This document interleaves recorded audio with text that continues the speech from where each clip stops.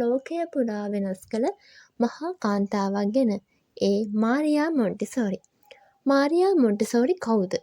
පෙර පාසල් අධ්‍යාපනයට ඇය කළ සේවය මොනවද?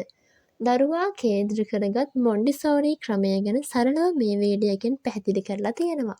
ගුරුවරුන්ටත් දෙමව්පියන්ටත් ඉතා වැදගත් වීඩියෝ එකක්. මාරියා මොන්ටිසෝරි 1870 අගෝස්තු 31 වෙනිදා ඉතාලියේදී උපත ලැබුවා. ලෝක ප්‍රසිද්ධ වෛද්‍යවරයෙක් හා අධ්‍යාපනඥයෙක් වෙනවා. ඇය ඉතාලියේ පළමු කාන්තා වෛද්‍යවරිය ලෙසත් ඉතිහාසයට එකතු වුණා. දරුවන්ගේ හැසිරීම්, ඉගෙනීම, මනස පිළිබඳ ඇය ගැඹුරින් අධ්‍යයනය කළා. දරුවන්ගේ අධ්‍යාපනය පිළිබඳ නව අදහස් ලෝකයට හඳුන්වා දුන් මහා විද්වතෙක්. ඇය අධ්‍යාපන, මනෝවිද්‍යාව, මානව විද්‍යාව යන ක්ෂේත්‍රයේ සේවය කළා.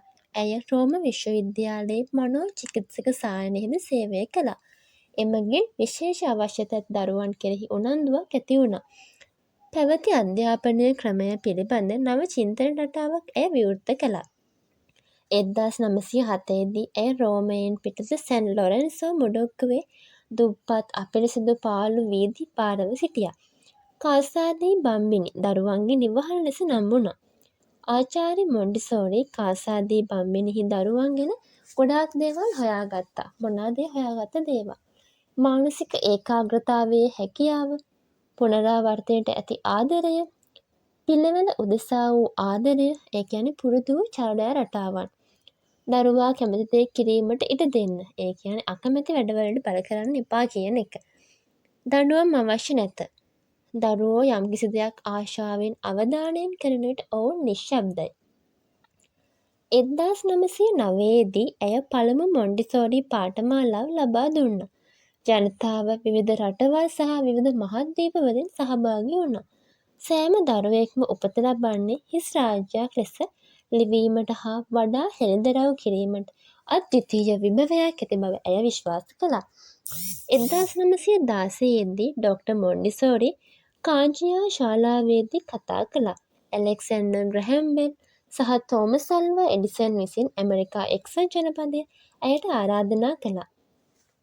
දෙවන ලෝක සංග්‍රාමයේදී ආචාර්ය මොන්ටිසෝරිගේ අන්තවාදික දේශපාලකයයි පෙනෙන සාමය පිළිබඳ අදහස් නිසා එතුමියව ඉතාලියෙන් පිටුවහල් කළා. ඇගේ පොත් ඇඩොල්ෆ් හිට්ලර් විසින් ගිනිබත් කරන ලදී. ඇය ඉන්දියාවේ ජීවත් වූ අතරෙහි වැඩ කළා. ඇය දෙවරක් නොබෙල් සැමතයාගේ සඳහා නම් කරලා තිබුණා. අධ්‍යාපනික වශයෙන් පමණක් නෙමේ චිත්තවේගීය හා ආධ්‍යාත්මික වශයෙන් උසස් මනුෂ්‍යයෙක් බව හෙළි කරන්න දරුවා අන් අය හා ලෝකය ගැන ගැඹුරින් සැලකිලිමත් වෙන්න මේ මොන්ටිසෝරි ක්‍රමයේ හරය මේක තමයි. වෛද්‍ය මොන්ටිසෝරි පෙන්වලා දුන්නේ දරුවන් විසින් අත්‍යවශ්‍ය නොවන සැඟවුණු විභවයන් සකසන බවත් එය ආධ්‍යාත්මික රටා 8ක් මගින් ලබාගත හැකි බවත් කොන්දේසි දෙකක් හෙළිදරව් කළ යුතු බවත්. ඒත් කොන්දේසි දෙක තමා නිදහස හා සභාධර්මය කියන්නේ. මොන්ටිසෝරි අධ්‍යාපන දර්ශනය. මාරියා මොන්ටිසෝරිගේ අධ්‍යාපන දර්ශනයේ මූලික අදහස වුණේ දරුවා ස්වභාවයෙන්ම ඉගෙන ගන්නා සජීවී පුද්ගලයෙක් කියලා. දරුවාට නිදහස, සුදුසු පරිසරය හා මඟ පෙන්වීම ලබා දෙමින් ඔහුගේ සයන් ඉගෙනීම වර්ධනය කරන්න පුළුවන් කියලා ඇය විශ්වාස කරා. මෙතුමිය පෙර පාසල් අධ්‍යාපනයට කළ ප්‍රධාන සේවාවන් අපි බලමු. 1. දරුවා කේන්ද්‍ර කරගත් අධ්‍යාපනය. ගුරුවරයා මධ්‍යස්ථානයක් නොව දරුවාට ඉගෙනුම් ක්‍රියාවලියේ මධ්‍යස්ථානය බව අවධාරණය කළා. 2. ප්‍රපයා එන්වයරන්මන්ට්. ඒ කියන්නේ සූදානම් කළ පරිසරය. දරුවාට නිදහසේ ගවේෂණය කරලා ඉගෙන ගන්නට හැකිවනසේ පරිසරය සකස් කර දෙන්න ඕනි කියලා මෙතුමිය පෙන්වා දුන්නා. 3. අත්දැකීම් මගින් ඉගෙනීම. දරුවන්ට අද්භූත උපාංග ඒ කියන්නේ මොන්ටිසෝරි මැටීරියල්ස් භාවිතයෙන් ඉගෙනීමට අවස්ථාව ලබා දුන්නා. 4. සයන් විනය හා ස්වාධීනත්වය.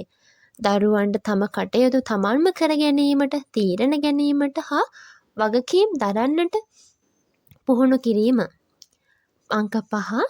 වයස් මිශ්‍ර පන්ති. විවිධ වයස් කාණ්ඩවල දරුවන් එකට ඉගෙනීමෙන් එකිනෙකාගෙන් ඉගෙන ගැනීම වර්ධනය වෙනවා. මාරියා මොන්ටිසෝරි ප්‍රධාන අදහසක් තමා දරුවා ස්වභාවයෙන්ම ඉගෙන ගන්න කැමති පුද්ගලයෙක් කියන එක. දරුවාට නිදහස සුදුසු පරිසරය හා නිවැරදි මඟ පෙන්වීම ලැබුණොත් ඔහු තමන්ම ඉගෙන ගන්නවා. පෙරපාසල් ශේෂ්ත්‍රයට ඇති වැදගත්කම. මොන්ටිසෝරි ක්‍රමය පෙරපාසල් අධ්‍යාපනයට විශාල පරිවර්තනයක් ගෙනාවා. අද ලෝකයේ බොහෝ රටවල පෙරපාසල් හා ප්‍රාථමික පාසල් මොන්ටිසෝරි මූලධර්ම අනුගමනය කරමින් දරුවන්ගේ මානසික, භෞතික, සමාජීය හා සංවේදී වර්ධනය සම්පූර්ණ ලෙස වර්ධනය කිරීමට උත්සාහ කරනවා. මෙතුමිය ප්‍රධාන වශයෙන් පොදුවේ දරුවා කේන්ද්‍ර කරගත් අධ්‍යාපනය, ගුරුවරයා නෙවෙයි දරුවා තමයි මධ්‍යස්ථානය යන බව පෙන්වා දෙමින් ප්‍රපයා එන්වයරන්මන්ට් දරුවාට අතගැසිය හැකි සෙල්ලම් කරමින් ඉගෙන ගන්න පුළුවන් පරිසරයක් නිර්මාණය කර දෙමින් අත්දැකීම් මගින් ඉගෙනීම පොතක් කියවලා නෙවෙයි කරමින් අල්ලලා බලලා ඉගෙනීම කරන්න ඕනේ. තවද සයන් විනය හා ස්වාධීනත්වය දරුවා තමන්ගේ වැඩ තමන්ම කරගන්න ඉගෙනීම පුරුදු කරවන්න ඕනේ. අද පෙරපාසල්වල වැදගත්කම. අද ලෝකයේ පුරා බොහෝ පෙරපාසල් මොන්ටිසෝරි මූලධර්ම භාවිතා කරනවා. මේ ක්‍රමය දරුවාගේ මානසික, සමාජීය, ශාරීරික වර්ධනයට ඉතා වැදගත්. මාරියා මොන්ටිසෝරි අපට උගන්වලා දුන්නේ දරුවාට බල කරලා නෙමෙයි ආදරයෙන් නිදහසෙන් ඉගෙන ගන්න ඉඩ දුන්නොත් ඔහු සම්පූර්ණ මනුෂ්‍යයෙක් බවට වර්ධනය වෙයි කියලයි. මාරියා මොන්ටිසෝරිගේ සේවය නිසා පෙරපාසල් අධ්‍යාපනය නව මඟකට යොමු වුණා. දරුවාගේ ස්වභාවික හැකියාවන් ගරු කරමින් නිදහස හා ආදරයෙන් පිරි පරිසරයක ඉගෙනීමට ඉඩ දීම ඇය ලෝකයට දුන්න අගනා දායකත්වයක්. මේ වීඩියෝ එක ඔයාලට ප්‍රයෝජනවත් නම් ලයික් කරන්න, ෂෙයා කරන්න, සබ්ස්ක්‍රයිබ් කරන්න. තවත් පෙරපාසල් හා දරුවන්ගේ අධ්‍යාපනය පිළිබඳ වටිනා වීඩියෝ වලට අපිත් එක්ක ඉන්න. සුබ දවසක් හැමෝටම.